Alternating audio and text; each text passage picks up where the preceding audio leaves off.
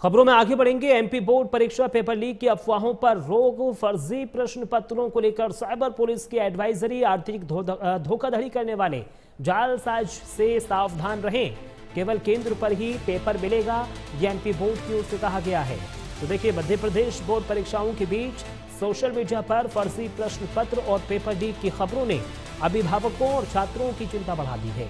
गृह विभाग और साइबर पुलिस ने एडवाइजरी जारी कर स्पष्ट किया है कि इंटरनेट पर प्रसारित होने वाले पेपर पूरी तरह से फर्जी हैं और ये केवल आर्थिक धोखाधड़ी का जरिया है। प्रशासन ने आगाह किया है कि असली प्रश्न पत्र केवल परीक्षा केंद्र पर ही उपलब्ध होता है।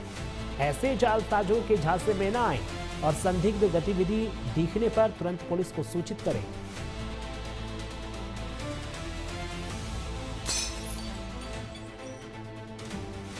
देखिए, एमपी बोर्ड परीक्षा पेपर लीक की अफवाहों पर रोक लगाने के लिए एक एडवाइजरी जारी की गई है, क्योंकि इसके बाद अभिभावकों और छात्रों की चिंता बढ़ती हुई नजर आई थी। लेकिन अब गृह विभाग और साइबर पुलिस ने एडवाइजरी जारी कर स्पष्ट किया है कि इंटरनेट पर जो प्रसारित होने वाले पेपर हैं वो पूरी तरह से फर्जी हैं। ये केवल आर्थिक धोखाधड़ी का जरिया है।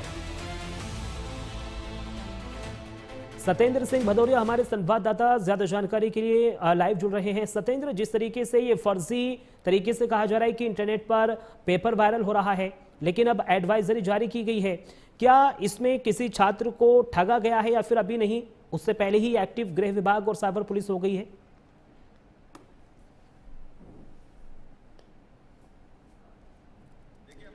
मध्य प्रदेश के छात्रों से जुड़ी जो 10वीं और 12वीं बोर्ड का जो परीक्षा चल रही है उससे जुड़ी एक बेहतर और एक सुझाव वाली ये खबर है।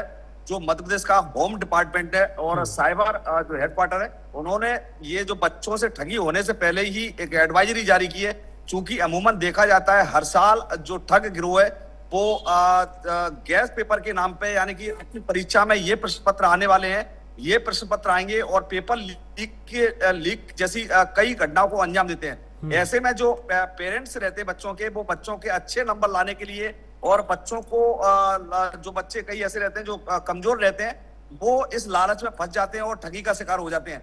ऐसे में जो गृह विभाग है, गृह विभाग ने ये एडवाइजरी जारी करते हुए कहा है कि किसी भी प्रलोभन में ना आए, किसी भी लालच में ना आए, किसी भी अनजान लिंक या ग्रुप की व्यक्ति से प्राप्त प्रश्न पत्र को असली ना माने। सोशल मीडिया पर वायरल होने वाले पेपर या सॉल्यूशन पेपर पत्र ये फर्जी हो सकते हैं। पैसे लेकर पेपर उपलब्ध कराने वाले धोखेबाज होते हैं।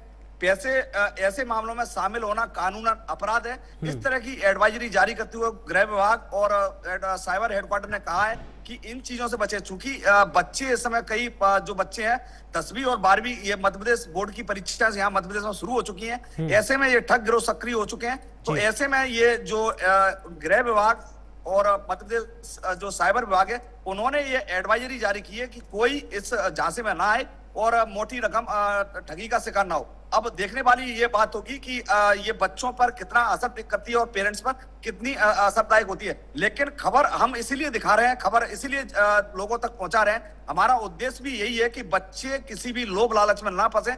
जो एमपी बोर्ड की जितनी भी वेबसाइट है उसी पर भरोसा करें और अपने पढ़ाई पर ध्यान दें। अब्दुल। बिल्कुल सत्येंद्र, तो क्या सत्येंद्र हम ये माने कि छात्र छात्राओं को जागरूक करने के लिए विशेष तौर पर अभियान भी चलाया जा सकता है, जिस तरीके से ये ठगी इस वक्त हो रही है?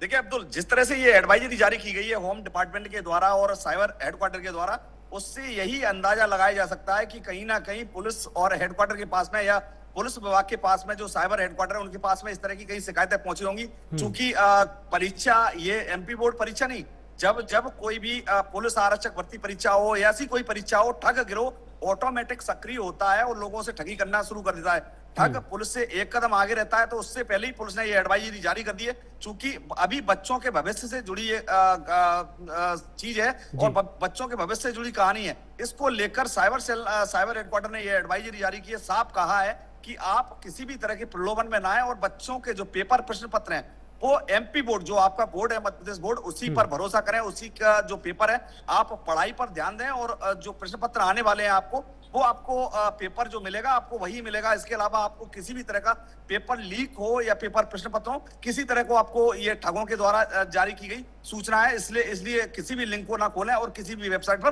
भरोसा ना करें। अब्दुल। ठीक है, बहुत बहुत शुक्रिया सत्येंद्र, तमाम जानकारी हमारे साथ साझा करने के लिए। और फिलहाल प्राइम प्रदेश में